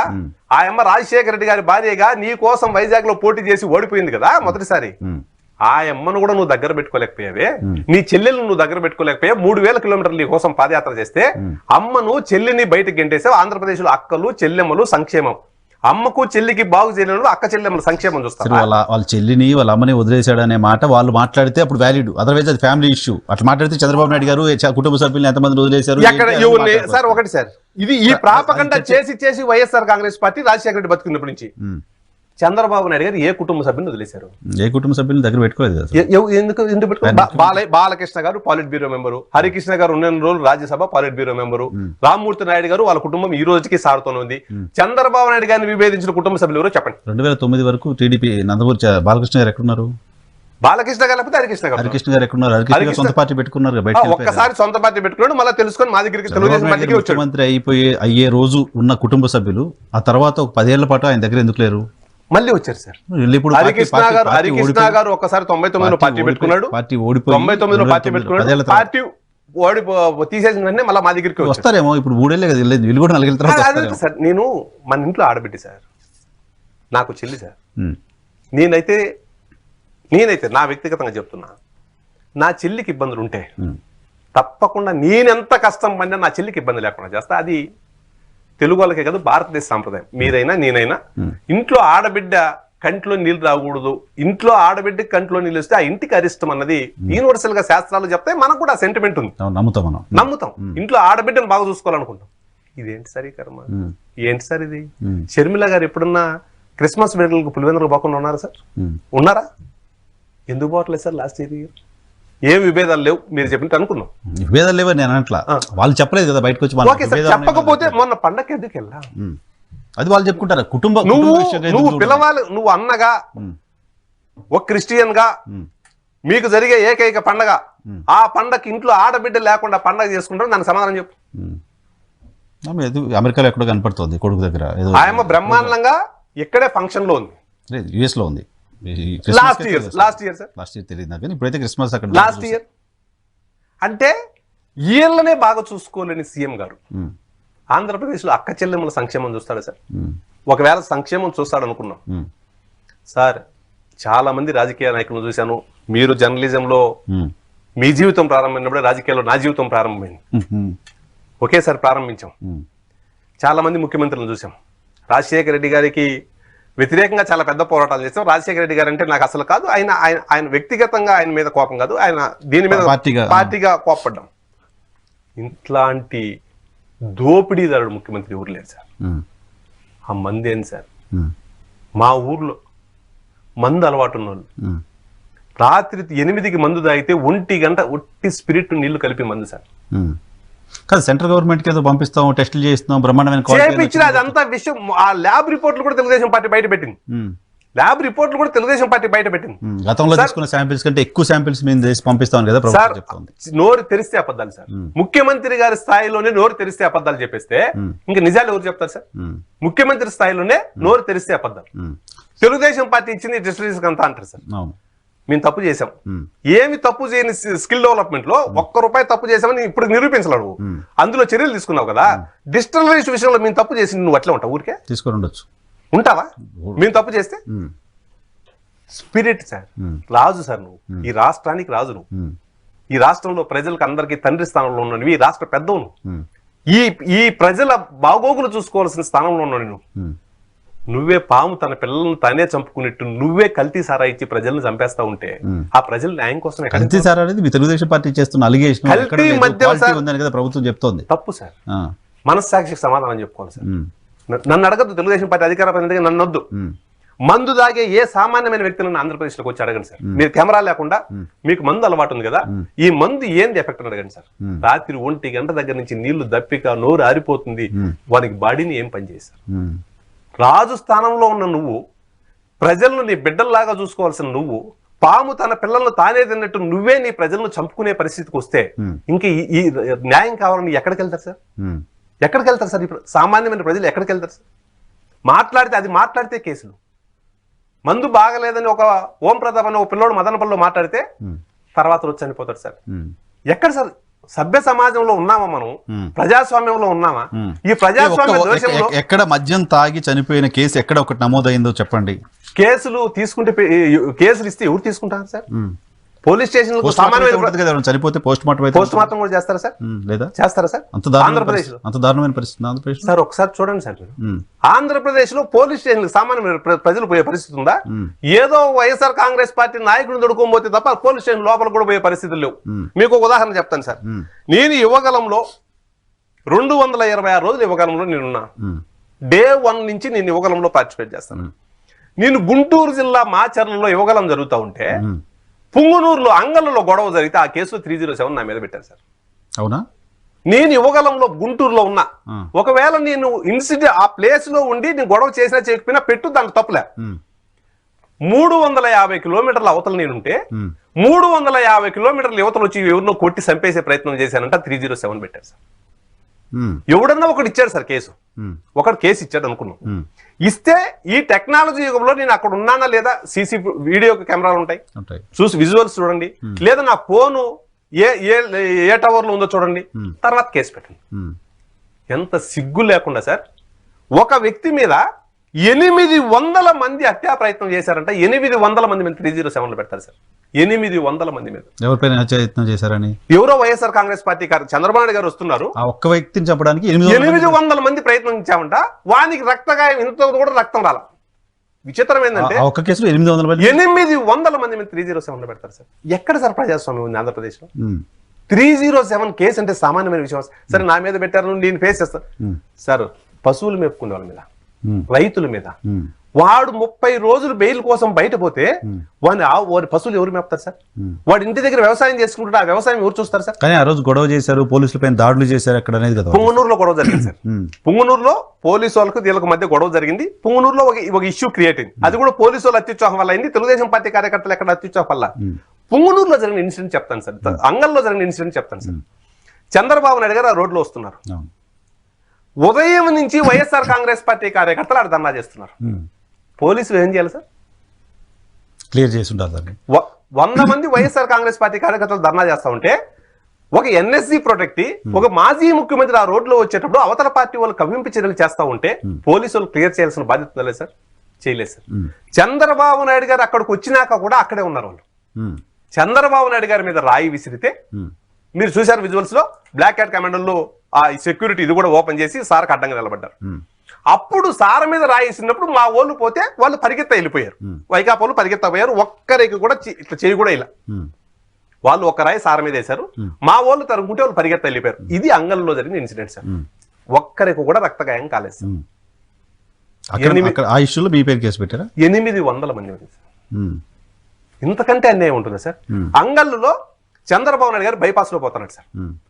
పుంగనూరు టౌన్ లో వైకాపా వాళ్ళు ధర్నాలు పొద్దున్న నుంచి రచ్చ చేస్తున్నారు సార్. పుంగనూరు టౌన్ లో వాళ్ళు కంట్రోల్ చేస్తే సరిపోతుంది సార్. 1000 మంది బైపాస్ లేక వచ్చారు సార్ పోలీసులు. ఏమవసరం సార్ బైపాస్ లో? మీరు కంట్రోల్ చేయాల్సింది వైకాపా. బైపాస్ లో పోవాల్సిన బాబు గారు టౌన్ లోకి వస్తారు అని, టౌన్ లేక రాలేదు సార్. ఆయన టైం లోకి వస్తారనే ఇన్ఫర్మేషన్ తోటి వాళ్ళు అక్కడ ఆగారు అని కదా. ఉండొచ్చు సార్. ఏం చేయాలి? మీరు ఇబ్బంది, లా అండ్ ఆర్డర్కి ఇబ్బంది లేకుండా టౌన్ లేక రాకుండా ప్రొటెక్ట్ చేయాలి. ఆడుండే తెలుగుదేశం పార్టీ కార్యకర్తల మీద లాఠీ చార్జ్ చేయాల్సిన అవసరం ఏమొచ్చింది? పోలీస్ వెహికల్ తగలబెట్టారంట. చేసిన తర్వాత మా కార్యకర్తలు ఆవేశపడ్డారు. లాఠీ చార్జ్ చేసిన తర్వాత తెలుగుదేశం పార్టీ కార్యకర్తలు ఆవేశపడ్డారు. అక్కడ పోలీసులు అధికారులు చెప్పడం ఏంటంటే బైపాస్ లో ఉన్న బాబు గారు టౌన్ లోపలికి రావడం కోసం ప్రయత్నం చేస్తుంటే పోలీసులు ఆపారు, ఆపినా వెళ్ళలేదు, బారికేడ్లు తోసేశారు, అందుకోసం గొడవ జరిగింది అని. సార్ మా దగ్గర ఉండే మంత్రి పెద్దిరెడ్డి రామచంద్రారెడ్డి గారు ఏ స్టేట్మెంట్ ఇస్తారో ఐపీఎస్ రిశాంత్ రెడ్డి గారు అదే స్టేట్మెంట్ ఇస్తారు సార్.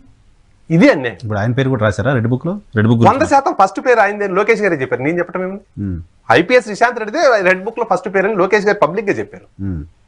ఏం చేస్తారు రెడ్ బుక్ లో రాసి? జ్యుడిషియల్ ఎంక్వైరీ చేస్తారు. వాళ్ళ తప్పు మీవేమి సార్, వైకాపా రాజారెడ్డి రాజ్యాంగం తెలుగుదేశం పార్టీలో ఉండదు సార్. మా రాజ్యాంగం మేమే పెళ్లి చేయటం, కొట్టేయటం, చంపేయటం ఆ పరిస్థితి మా దగ్గర ఉండదు సార్. లోకేష్ రాజ్యాంగం ఉంటుందా? ఉండదు సార్. లోకేష్ రాజ్యాంగం అంబేద్కర్ రాసిన రాజ్యాంగం ప్రకారం జ్యుడిషియల్ ఎంక్వైరీ చేస్తాం, వాళ్ళ తప్పు ఏదో ఎస్టాబ్లిష్ చేస్తాం, వాళ్ళు తప్పు చేసినారని తెలితే చట్ట ప్రకారం శిక్షిస్తాం.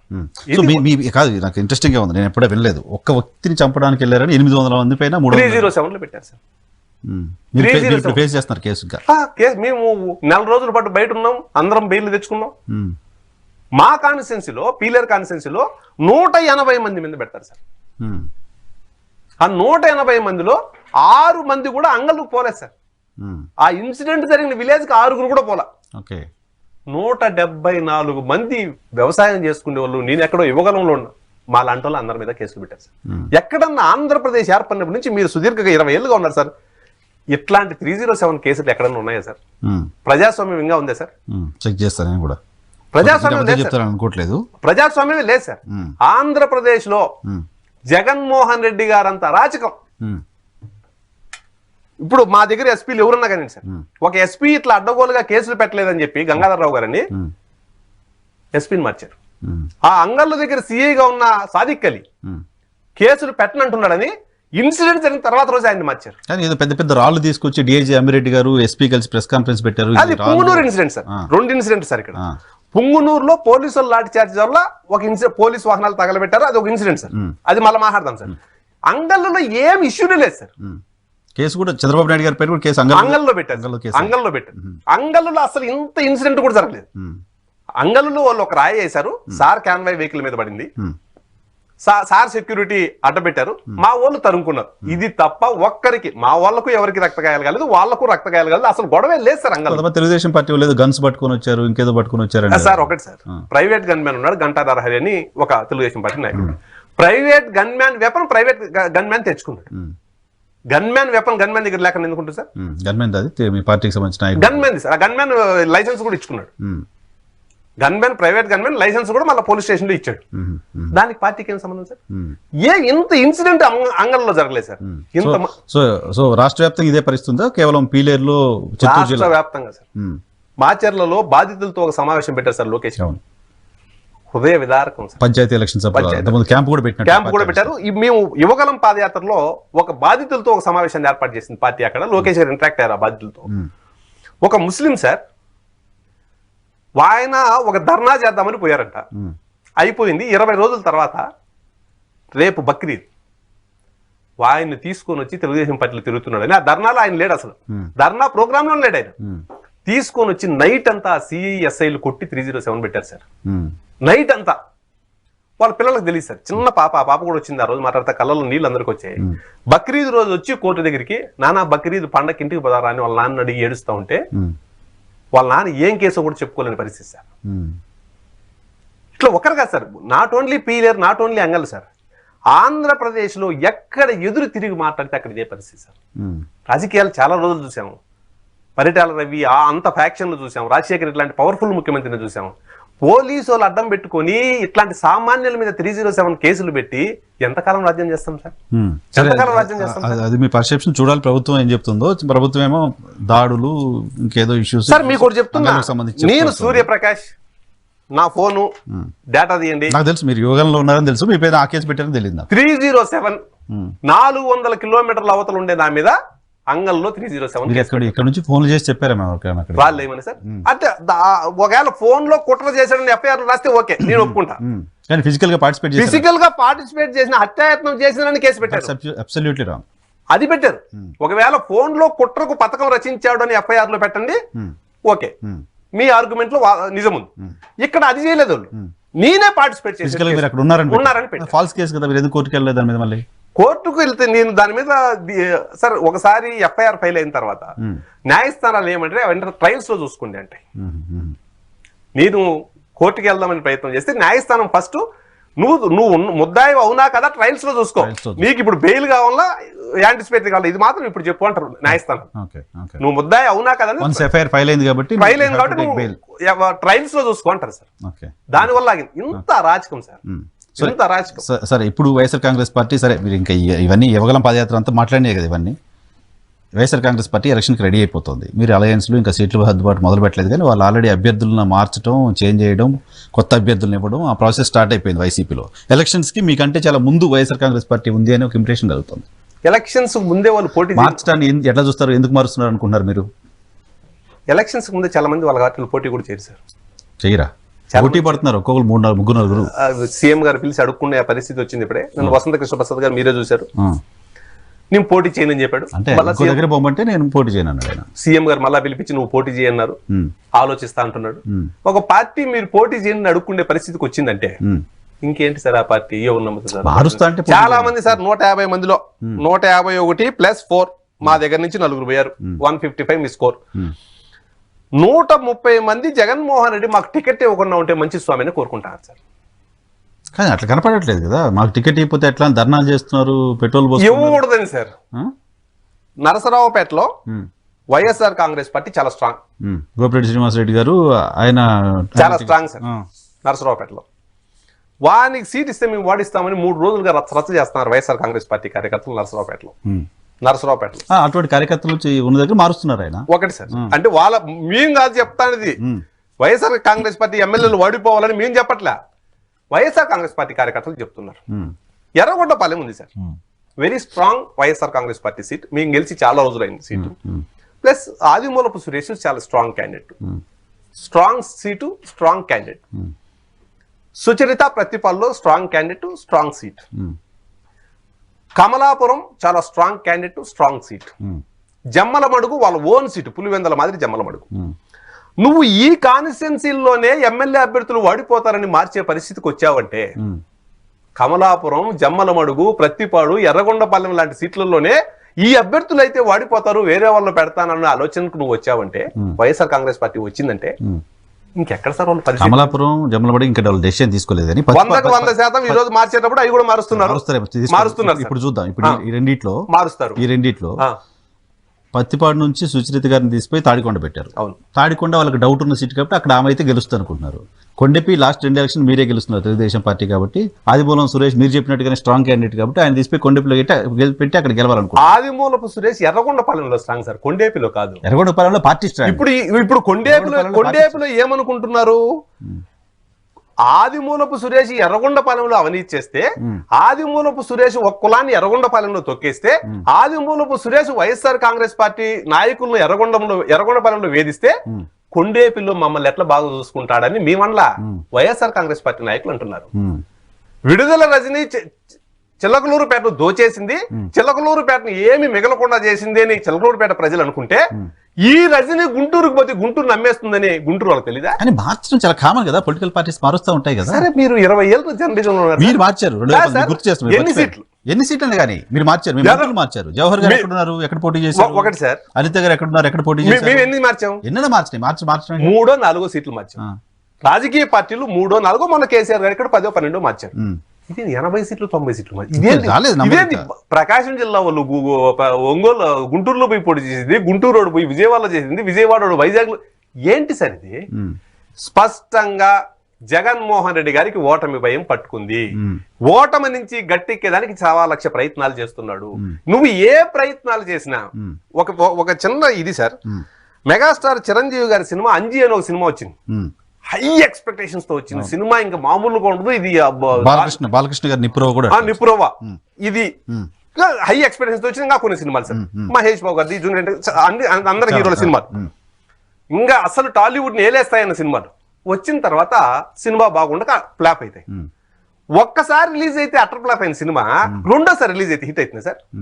వైఎస్ఆర్ కాంగ్రెస్ పార్టీ పాలన ఒక్కసారి రిలీజ్ అయితే అటర్ ఫ్లాప్ టాక్ వచ్చేస్తే ఇంకొకసారి మేము రిలీజ్ చేస్తామంటే ఎవరు చూసేది? ఇంకొకసారి ఒకసారే చూసే వాళ్ళు లేరు స్వామి. ఇప్పుడు మళ్ళీ చూస్తామనే కదా టికెట్ల కోసం కొట్లాట ఉంది వాళ్ళ పార్టీలో. టికెట్లు వద్దు అంటే బ్లాకులు లేదు సార్, బ్లాకులు లేవు, టికెట్లు లేవు. బ్లాకులు ఇస్తానంటే సజ్జల రామకృష్ణారెడ్డి కవర్ డ్రైవ్లు ఆడుతున్నారు తప్ప ఆ సినిమానే వద్దు మేము చూడలేం 3 గంటలు కూర్చొని అంటా ఉంటే మళ్ళీ ఇంకొకసారి రిలీజ్ చేస్తాం సూపర్ హిట్.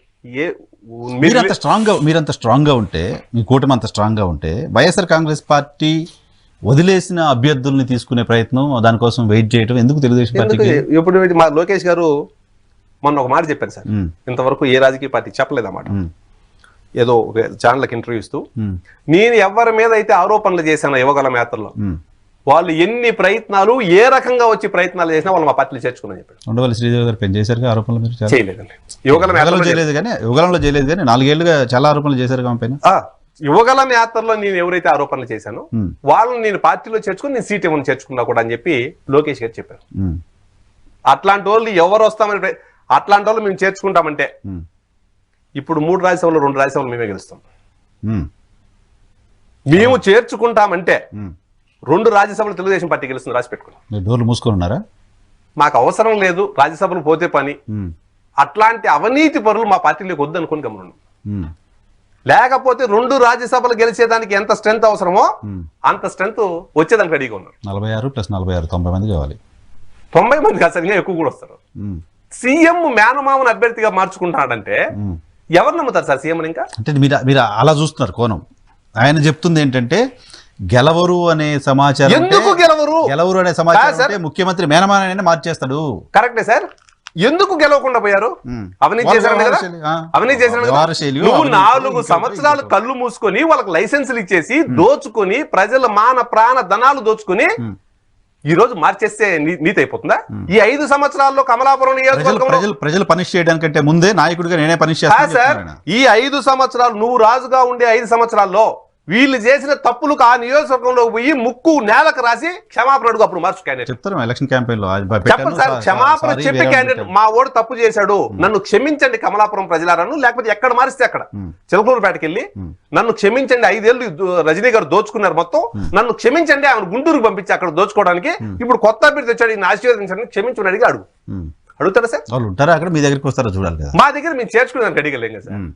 ఒక్కటి సార్, ఈ ముఖ్యమంత్రి గారి వ్యవహార శైలి వల్ల ఆంధ్రప్రదేశ్ రాజకీయాల్లో పెను మార్పులు. ముందు చంద్రబాబు నాయుడు గారి మీద ఇంకొక అభిప్రాయం ఉన్న వాళ్ళు కూడా, ఇంకొక అభిప్రాయం చంద్రబాబు నాయుడు గారిని ఒక కోణంలో చూసేవాళ్ళు కూడా, ఈయన చూసిన తర్వాత ఈ రాష్ట్రానికి చంద్రబాబు నాయుడు గారు ఎన్ని రోజులు బతుకుంటే అన్ని రోజులు ఆయనే ముఖ్యమంత్రిగా ఉండాలని కోరుకునే పరిస్థితి తెప్పించారు సార్. చంద్రబాబు నాయుడు గారు శాశ్వత ముఖ్యమంత్రిగా ఏదైనా ఉంటే ఆయనే ఉండాలి, ఇట్లాంటి వాడు వద్దు సమయాన్ని కోరుకునే. కాన్ఫిడెన్స్ గా మీరు పొలిటికల్ ఉపన్యాసాలు చేయొచ్చు కానీ, వైఎస్ఆర్ కాంగ్రెస్ పార్టీ ఇటువంటి ఒక పేపర్ పట్టుకొని మా మేనిఫెస్టో ఇది, మేము ఇది అమలు చేసాం, టిక్లు పెట్టుకోండి అని చెప్తుంది.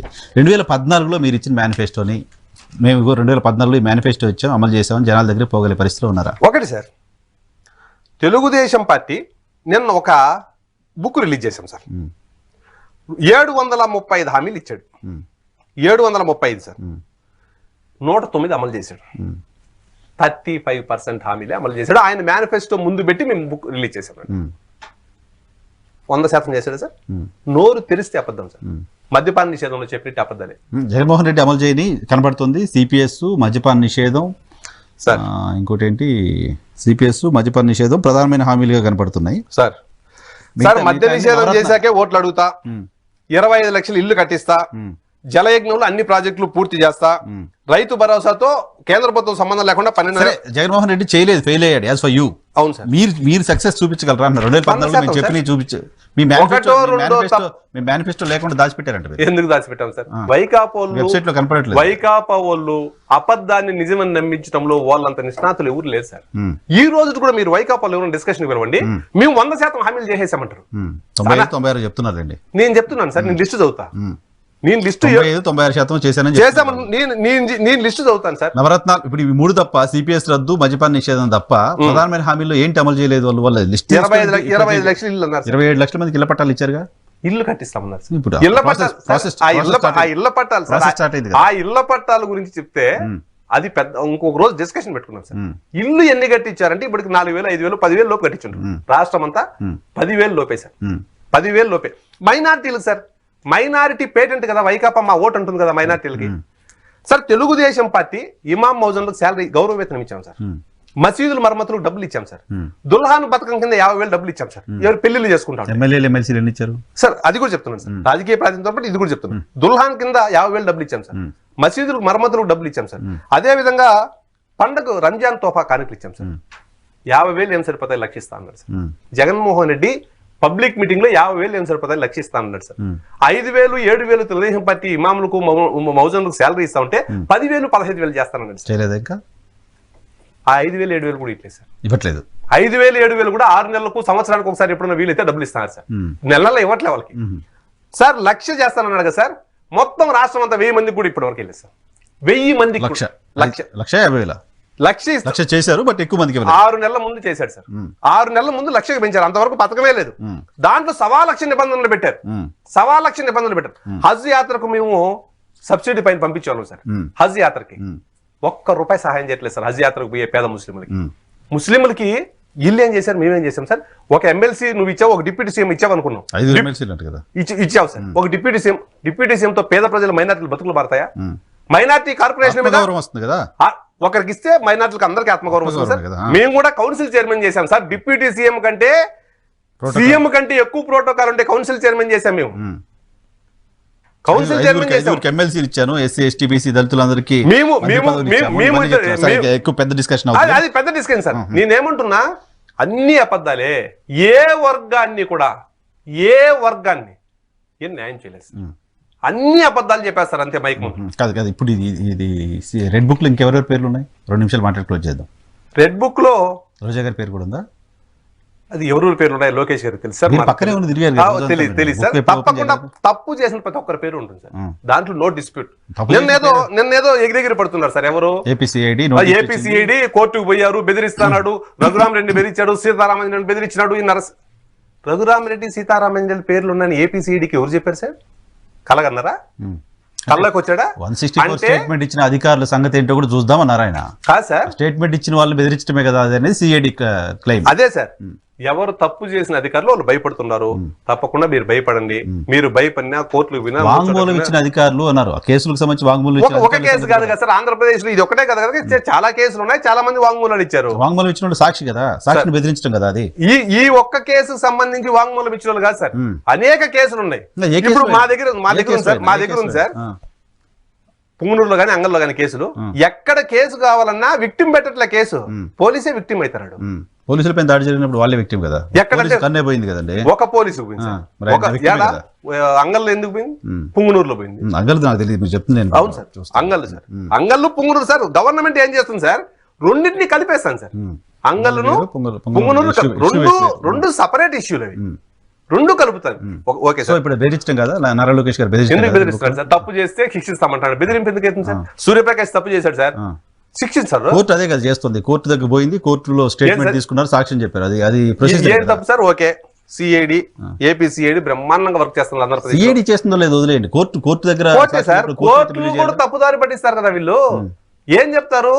ఏపీసీఐడి స్కిల్ డెవలప్మెంట్ కేసు ఒకసారి మీరు పూర్తిగా దాన్ని అబ్జర్వ్ చేస్తే ఈడీ విచారణ చేసింది అంటారు. ఏమనంటే ఈడీ ఎక్కడ విచారణ చేసింది సార్? దీంట్లో ఒక సబ్ కాంట్రాక్టర్ ఎవరైతే ఉన్నారో వాళ్ళు జిఎస్టీ కట్టలేదని చెప్పి ఈడీ విచారణ చేసింది. స్కిల్ డెవలప్మెంట్ లో సబ్ కాంట్రాక్టర్ ఈడీ ఎక్కడ కొడితే, సబ్ కాంట్రాక్టర్ ఈడీ జిఎస్టీ ఎక్కడ కొడితే చంద్రబాబుకి ఏం సంబంధం సార్? సరే, అది కోర్టులో ఉంది.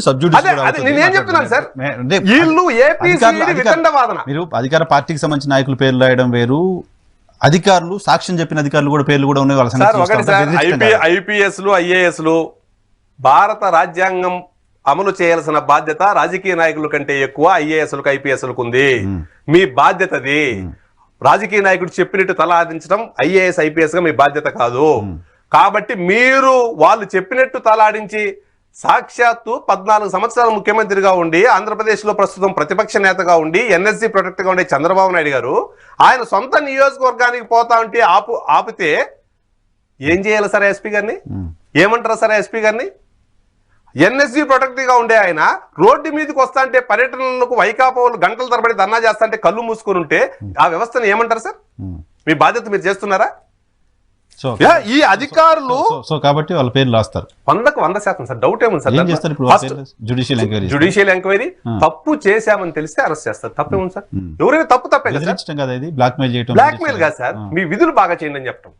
విధులు కరెక్ట్ గా చేయండి. చేయనప్పుడు కోర్టులకు వెళ్ళడం ప్రొసీజర్ కథ అంతా ఉంటది కదా, 100% కోర్టులకు ఆ వెళ్తాం. ప్రొసీజర్ మేమేమి పబ్లిక్ మీటింగ్ లో పేర్లు రాసి నీ సంగతి చూస్తా అంటే వీళ్ళ మీద జుడిషియల్ ఎంక్వైరీ చేస్తామని చెప్పాం. చెప్పొచ్చు, అది చెప్పవచ్చు. అదే చెప్తున్నా, నీ పేరు రాసి బుక్ లో పేరు రాస్తే జుడిషియల్ ఎంక్వైరీకి పోతారండి. 100% పోతారు. సిఐ గారు సార్, నాకు మిత్రుడు పేరు వద్దు, సిఐ గారు బంగారుపాలెంలో లోకేష్ గారు మాట్లాడదామని వస్తున్నారు. ఆయన ఆక్రోశం, ఆయన బాధ నాతో వ్యక్తిగతంగా మాట్లాడతా, ఆయన మళ్ళీ బిల్డింగ్ ఎక్కాడు, మాట్లాడాడు, ఎక్కువ చేస్తున్నారు మీరు, ఎట్లా వస్తుంది మీ పార్టీ అధికారంలోకి, మీ పార్టీ అధికారం లేదని ₹1 కోటి పందెం కడతా. ఒక్క సిఐ, నువ్వు ఒక పోలీస్ అధికారి, నువ్వు రాజకీయ నాయకులతో తెలుగుదేశం పార్టీ అధికారంలోకి రాదని పందెం కట్టే అనే మాట నీ నోట్ల నుంచి వస్తుంది. ఆ సిఐకి పార్టీ పైన అభిమానమో ఎవరికైనా లోపల ఉంటుంది. అది జగన్మోహన్ రెడ్డి మాట్లాడించుంటాడా? ఆ సీఐకి ఎందుకు అంత ప్రేమ? అది తెలియదు. తెలుగుదేశం పార్టీని అభిమానించవచ్చు కదా. ఉండొచ్చు సార్, డ్యూటీ చేసేటప్పుడు తెలుగుదేశం పార్టీ అవసరం లేదు, పార్టీ చూడాల్సిన అవసరం లేదు. జగన్మోహన్ రెడ్డి ఒకవేళ ఉన్నా మనసులో పెట్టుకోవాలంట. నువ్వు నీ పార్టీ ఎట్లొస్తుందో చూస్తానని నాయకులతో మాట్లాడుతున్నావు అంటే నువ్వు లా అండ్ ఆర్డర్ ఎట్లా మెయింటైన్ చేస్తున్నావు సార్ నీ సర్కిల్లో? సో పార్టీ మనిషిగానే చేస్తున్నట్టు 100% అంతే కదా, అంతే కదా. అట్లాంటి వాళ్ళు రెడ్ బుక్ లో పేర్లు ఎక్కతాయి, అట్లాంటి వాళ్ళు విచారణ ఎదుర్కోవాలా. మీరు తప్పు చేశారని 100% తెలుస్తుంది. ఇప్పుడు ఒకవేళ మీరు పవర్ లోకి రాలేదనుకోండి, ఏం చేస్తారు అప్పుడు? 160 ఎవరెవరి పేర్లు బుక్ లో ఉన్నాయి చూసి వాళ్ళు మళ్ళీ రివర్స్ మొదలు పెడితే వాళ్ళే సార్. మీరు రాసి పెట్టుకోండి సార్, ఈ రోజు మళ్ళీ ఒకసారి రిజల్ట్ రోజు ఇక్కడికే వచ్చి కూర్చుంటా. 160 సీట్ల మ్యాండేట్ అధికారంలోకి వస్తున్నాం. 160 తెలుగుదేశం జనసేన షార్ట్ కట్ చేసి పెడతాదండి. 100% సార్. మళ్ళీ కౌంటింగ్ రోజు ఇదే ఈహా స్టూడియోలో ఎక్కడే కూర్చుంటా నేను. 160 సీట్లతో తెలుగుదేశం జనసేన అధికారంలోకి వస్తుంది. అంత పెద్ద మ్యాండేట్ ప్రజలు ఇస్తున్నారని బిలీవ్ చేస్తున్నప్పుడు రామ్ గోపాల్ వర్మ గారు ఒక సినిమా తీస్తే ఎందుకండి అంత భయపడిపోతున్నారు? పిచ్చి కుక్క మాదిరి సినిమాలు తీసేది అంటే ఈ పిచ్చి కుక్కలకి అంతా ఒకటి అలవాటు కదా. ఒకటి సార్, చంద్రబాబు నాయుడు గారు ఈ సినిమాలన్నీ పట్టించుకోరు. చంద్రబాబు నాయుడు గారు ఉన్నప్పుడు ఈ లాట ఏదన్నా ఆడొచ్చు. ఇప్పుడు ఆయన కాదు, ఆయనకు ఒక కొడుకు ఉన్నాడు, ఆయన దగ్గర ఈ లాటలు సాగమని ఈ పిచ్చి కుక్కలకు అర్థం కాల. ఈ పిచ్చి కుక్కలకు అర్థం కాల. సినిమానా ఎట్లా సార్, ఉన్నోటివి లేనోటివి నేనున్నాను సార్, నా మీద ఇష్టం వచ్చిన సినిమా డబ్బులు ఉన్నాయని తీసేస్తే ఎట్లా సార్? అది మ్యాండేట్ తో సంబంధం కాదు సార్, నా క్యారెక్టర్. ఓ సినిమా తీస్తే క్యారెక్టర్ అసాసినేట్ అయిపోద్దా సార్? ఎందుకు తీయాలి సార్? ఏం అవసరం? అసాసినేట్ అవుతుందా లేదా కాదు. ఈ దేశంలో ఈ రాష్ట్రంలో పొలిటికల్ మూవీస్ తీయడం అనేది రామ్ గోపాల్ వర్మ మొదలుపెట్టాల. ఎవరు కూడా చండశాసనుడు, కృష్ణ గారు తీశారు, రామారావు గారు అయితే డిగ్నిఫైడ్ గా తీశారు. ఎందుకు డిగ్నిఫైడ్? క్యారెక్టర్ ని పెట్టాడు సార్, కించపరచలా క్యారెక్టర్ ను. ఇంతకుముందు అన్నారు రెడ్ బుక్ లో ఎవరి పేరు ఉందో ఎలా తెలుసు అని. రామ్ గోపాల్ వర్మ సినిమాలో ఎవరి పేరు? ట్రైలర్ లోనే ఉంది కదా సార్. స్కిల్ డెవలప్మెంట్ కి సంబంధించింది ఉంది. ఏదో రాజశేఖర రెడ్డి చనిపోతే చంద్రబాబు నాయుడు గారు నువ్వే ఇటు చూసాడా? రాజశేఖర రెడ్డి గారు చనిపోతే ఒక మిత్రుడు చనిపోయాడని బాధపడ్డ రాజకీయ పరమైన విభేదాలు చంద్రబాబు నాయుడు గారికి తప్ప వేరే. ఆ తర్వాత ఈ మధ్య ఒక ఇంటర్వ్యూలో కూడా నాకు అత్యంత ఆత్మీయ మిత్రుడు రాజశేఖర రెడ్డి చంద్రబాబు నాయుడు గారు చెప్పారు. ఆయన చనిపోతే చంద్రబాబు నాయుడు గారు నవ్వుతారా సార్? నవ్వుతారా? సిగ్గు లేకుండా వీడికి ఇష్టం వచ్చింది వీడి సినిమా తీసేసి సిగ్గు లేకుండా మళ్ళా అదే ఒక సినిమా రిలీజ్ అవుతున్న సందర్భంలో కొన్ని ప్రొసీజర్ ఉంటుంది. నాకు గుర్తున్నంత వరకు మీరు సెన్సార్ బోర్డు మెంబర్గా ఓపెన్ చేశారు. చట్ట ప్రకారం ఉందా, లీగల్ గా ఉందా అనేది మాత్రమే చూస్తారు తప్ప ఇంకా వేరే చూడడానికి ఉంటుందా? అన్ని చూస్తాం సార్. సెన్సార్ బోర్డు అది చూసే కదా సెన్సార్ బోర్డు. సెన్సార్ బోర్డు రివ్యూకి వెళ్ళినప్పుడు కూడా దానికి యాక్సెప్ట్ చేసే సర్టిఫికేట్ ఎందుకు? సెన్సార్ బోర్డు ఇక్కడ హైదరాబాద్ లో చూసినప్పుడు రిజెక్ట్ చేశారు. రిజెక్ట్ చేయాలి, రివ్యూకి పంపించారు. రిజెక్ట్ చేస్తే రివ్యూకి పోతారు సార్. రిజెక్ట్ చేస్తే ఈయన కంప్లైంట్ ని బేస్ చేసుకుని రివ్యూకి పంపించారు. వీళ్ళు రిజెక్ట్ చేసిన తర్వాత ఆయన రివ్యూకి అప్లై చేసుకున్నాడు. హైదరాబాద్ లో ప్రాంతీయ చలనచిత్ర నారా లోకేష్ గారు కంప్లైంట్ బేస్ చేసుకుని పంపించారు. రిజెక్ట్ చేశారు. రిజెక్ట్ చేస్తేనే రివ్యూకి పోతారు. రిజెక్ట్ చేయకుండా రివ్యూకి పోయేదానికి లేదు. ఫస్ట్ వీళ్ళు రిజెక్ట్ చేశారు, ఆ తర్వాత ఆయన రివ్యూకి అప్లై చేసుకుంటే వీళ్ళు చేయలే. హైదరాబాద్ లో చేయలే రివ్యూ, బెంగళూరులో చేశారు. బెంగళూరుకి ఇక్కడ కేసులు, ఇక్కడ పరిస్థితులు, ఇక్కడ రాజకీయ నాయకులు అవగాహన ఉండదు. వాళ్ళు ఇచ్చారు, వాళ్ళు షరతులతో కూడిన సర్టిఫికేట్ వాళ్ళు ఇచ్చారు. ఓకే, అది ఏదో వాళ్ళు చేశారు అనుకున్నాం. నిన్న హైకోర్టు మా వాదనతో ఏకీభవించింది కదా. తెలుగుదేశం పార్టీ వాదనతో, నారా లోకేష్ గారి వాదనతో నిన్న హైకోర్టు ఏకీభవించింది.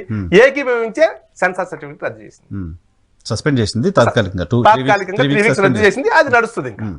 కాబట్టి తెలుగుదేశం పార్టీ గతంలో బట్టగాల్చి ముఖం మీద వేసేద్దాం, పేపర్లో ఒక వార్త రాసి వీళ్ళని బదనాం చేద్దాం, అయినా చంద్రబాబు నాయుడు గారు ఏం పట్టించుకోరని ఒక దీంట్లో ఉన్నారు. వీళ్ళకందరికీ ఒకటి చెప్తున్నా, ఈహా టీవీ వేదికగా, మీరు గతంలో నుంచి బయట రండి. చంద్రబాబు నాయుడు గారితో పాటు ఇప్పుడు ఆయనకు ఒక కొడుకున్నాడు. మీరు చేసే ఆరోపణలు, మీరు చేసే వ్యవహారాలు ఆయన ఒప్పుకోడు. సాక్షి పేపర్లో గౌరవనీయులు గౌరవ ముఖ్యమంత్రి జగన్మోహన్ రెడ్డి గారి సతీమణి భారతీయ ఆధ్వర్యంలో నడిచే సాక్షి పేపర్లో 25 లక్షలకు చిరుతిడి తిన్నాడు లోకేష్ బాబు గారిని ఒక వార్త రాశారు. మామూలుగా చంద్రబాబు నాయుడు గారి మీద రాస్తే వాళ్ళ కర్మలని ఒక ప్రెస్ మీట్ పెట్టి వదిలేస్తారు. లోకేష్ గారు అటు వదల్లా, కోర్టులో యుద్ధం చేస్తారు. ఇప్పుడు రేపో మాపో ఆవిడ కూడా వచ్చి సమాధానం చెప్పాలా, తప్పకుండా రావాల్సిందే కదా, వచ్చి చెప్పాలి. ఆయమో లేకపోతే ఆ ఎడిటరో ఎవరో వచ్చి సమాధానం చెప్పాలి. మీరు ఏదో ఒకటి బట్ట కాల్చి మొఖానేస్తాం, మీరు తుడుచుకుంటా ఉనండి, మీరు ఎంతసేపు వివరణ ఇచ్చుకుంటా ఉనండి, సాంప్రదాయంగా తెలుగుదేశం పార్టీ చేసే రాజకీయం అదే, మేము వేస్తా ఉంటామంటే అక్కడ ఓకే. అక్కడ లీగల్ గా లోకేష్ గారు ఫైట్ చేస్తున్నారు, లీగల్ గా ఫైట్ చేయడం ఓకే, కోర్టులు ఏం చెప్తే దానికి ఒబే చేయాల్సింది ఎవరైనా లా అబాండెడ్ సిటిజన్ గా. కానీ ఆయన చంపేయండి, ఆయన తల తీసుకొచ్చేసేయండి, ఇటువంటి మాటలకి తెలుగుదేశం పార్టీ మద్దతు ఇస్తోందా? మేము మద్దతు ఇవ్వలేదు సార్. కడుపు కాలని తెలుగుదేశం పార్టీ కార్యకర్త నువ్వు ఏదంటే అది మా నాయకుడిని అంటా ఉంటే ఎవరు ఊరికే ఉండరు. నువ్వు 4 ఏట్లు ఒక కొడతానే ఉంటే గాంధీ మహాత్ములు మా పార్టీలో లేరు. నువ్వు 4 ఏట్లు కొడితే ఒక ఏటను కొడదామనే ప్రయత్నం చేస్తారు. కాలం మారుతుంది, దానికి తగ్గట్టు కార్యకర్తలు కూడా మారుతారు. నువ్వు 4 ఏట్లు కొడితే ఒక ఏటు కూడా కొట్టే ప్రయత్నం చేస్తారు. కాబట్టి ఒళ్ళు దగ్గర పెట్టుకుని సినిమాగా తీసుకో, రిలీజ్ చేసుకో. బూతి సినిమాలు తీసుకుంటే నువ్వు ఆంధ్రప్రదేశ్ రాజకీయాలను శాసిస్తావా? ఎందుకు వదిలేయచ్చు కదా?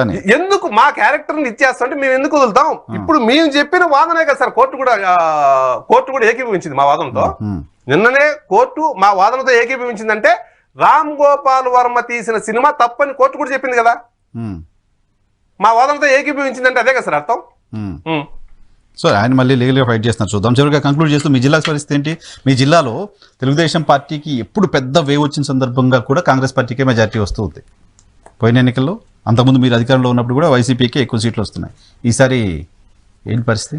తప్పకుండా సార్ చిత్తూరు జిల్లాలో 10 నుంచి 11 సీట్లు ఎన్నికల్లో గెలవబోతారు. 14 కదా మొత్తం 14లో ఉమ్మడి చిత్తూరు జిల్లాలో మినిమం 10 సీట్లు ఎన్నికల్లో గెలవబోతారు. చంద్రబాబు నాయుడు గారినే గెలవనీయమని కదా. ఒకటి సార్, పుంగనూరులో మేము గెలుస్తాను. పెద్దిరెడ్డి గారు గెలవరు సరే, 100కు 100% గెలుస్తాను. గెలిచేడు కంటే ఇన్ని కేసులు ఎందుకు పెడతారు సార్? గెలిచేడుగా ఉంటే అక్కడ పుంగనూరులో కూడా 800 మంది మీద పెట్టారు కేసులు. 800 మంది మీద. పెద్దిరెడ్డి రామచంద్రరెడ్డి గెలవరు, ఆయన ఓడిపోలేదు కదా ఇప్పటి వరకు. ఒకసారి ఓడిపోయి 94లో ఓడిపోయినట్టున్నారు కదా. ఒకసారి కాదు సార్, 4 సార్లు ఓడిపోయి 4 సార్లు గెలిచాడు. అవునా? 4 సార్లు ఓడిపోయి 4 సార్లు గెలిచాడు. ఒకసారి కదా, సమితికి ఒకసారి ఓడిపోయాడు. సమితి కదా, ఎమ్మెల్యేకి 2 సార్లు ఓడిపోయాడు. మళ్ళా గెలుస్తా వచ్చాడు. మళ్ళీ 4 సార్లు. పెద్దిరెడ్డి గారే గెలవరు అంటే మొత్తం ఆ జిల్లాని ఆయన లీడ్ చేస్తున్నారు అనుకున్న దగ్గర ఆయనే గెలవరు అని చెప్తున్నారు. 100కు 100% గెలవడు సార్. తమ్మలపల్లి ఫస్ట్ చిత్తూరు జిల్లాలో ఫస్ట్ గెలిచే సీట్ తమ్మలపల్లి. మదనపల్లి క్యాండిడేట్లు జనసేన ఉన్నారు, మేము ఉన్నాం, అలయన్స్లు నడుస్తున్నాయి. రోజా గారు ఫస్ట్. ఆయన ఎందుకు సార్? ఆయన వైకాపాలు చెప్తున్నారు 30,000తో పడిపోయిందని. మేము చెప్పేది ఏమో సార్, ఏ వైఎస్ఆర్ కాంగ్రెస్ పార్టీ ఎమ్మెల్యేని అడగండి, రోజా గారు 30,000తో ఓడిపోయారు అంటున్నారు. రోజా గారి తమ్ముళ్ళు కూడా అదే చెప్తున్నారని వీళ్ళు చెప్తే విన్నమాట సార్. నేను నాకు తెలీదు. వాళ్ళ తమ్ముళ్ళు కూడా ఈసారి మేము ఓడిపోతామని చెప్తున్నారని టాక్ సార్. చెవిరెడ్డి గారు పోటీ చేయట్లేదు ఈసారి. చెవిరెడ్డి చాలా మంది పెద్దోళ్ళు గౌరవంగా వాడిపోయేటప్పుడు ఎందుకు కరుణాకర్ రెడ్డి గారు కూడా పోటీ చేయట్లేదు. ఆయన వాళ్ళ అబ్బాయికి ఇచ్చుకున్నాడు, చెవిరెడ్డి గారు వాళ్ళ అబ్బాయికి ఇచ్చుకున్నాడు. నేను ఏదో టీవీలలో కొన్ని చోట్ల చూశాను సార్, పెద్దిరెడ్డి రామచంద్రరెడ్డి కూడా పోటీ చేయట్లేదు, ఆయన ఏదో రాజ్యసభ పోతాడు అంటే కొన్ని టీవీల్లో వార్తల్లో చూశారు. అదే ఓటమిని ముందే గ్రహించిన వైకాపా బెటర్ రిజల్ట్ ఉంటుంది చిత్తూరులో. 160 గెలిస్తే ఇంకా కంపల్సరీ మేము 10 పైన గెలవాల్సిందే కదా సార్. వైసీపీకి 15 సీట్లే, 15 మాక్సిమం సార్. 150లో ఒకటి పోద్ది, చివరి ఒకటి పోద్ది. As for you 50 good extraordinary performance చేస్తే వైకాపా 15 సీట్లు వస్తాయి. ఎక్స్ట్రాడినరీగా డబ్బులు బంచేసి మీరు ఎగ్జాజరేషన్ కాదా? కాదు సార్, ప్రజల్లో ఆ పరిస్థితి ఉంది సార్. ఒకటి కాదు సార్, రిజల్ట్ వచ్చిన రోజు ఉంటుంది, బయట ఇక్కడే వస్తాను సార్, ఈహా టీవీకే వస్తా, ఇక్కడే కూర్చున్నాం. 16వ సీటు వైకాపాకి రాదు సార్. Right, 15 right, close. ఆ మాట మీద ఉండండి, చూద్దాం. 3 నెలలు 100 డేస్ ఎగ్జామ్ అంతే సార్. 100 రోజులు రిజల్ట్ రోజు ఎక్కడికే వస్తా. 16వ సీటు వైకాపాకు వచ్చే సమస్య లేదు. Right sir, thank you very much Suryaprakash గారు మా కోసం సమయం కేటాయించినందుకు. ఇది తెలుగుదేశం పార్టీ యువగలంలో సుదీర్ఘంగా పనిచేసి, సుదీర్ఘంగా కాదు, ఆల్మోస్ట్ నారా లోకేష్ గారు 2 రోజులు నడిచారు, సూర్యప్రకాష్ కూడా 2 రోజులు నడిచారు. ఆయన చెప్తున్నమాట, ఆయన కాన్ఫిడెన్స్ తెలుగుదేశం పార్టీ గ్యారంటీగా 160 సీట్లతో అధికారంలోకి వస్తామని. చూద్దాం రిజల్ట్స్ తర్వాత ఎలా ఉంటుందో పరిస్థితి. Thank you very much. చూస్తూనే ఉండండి ఈహా టీవీ.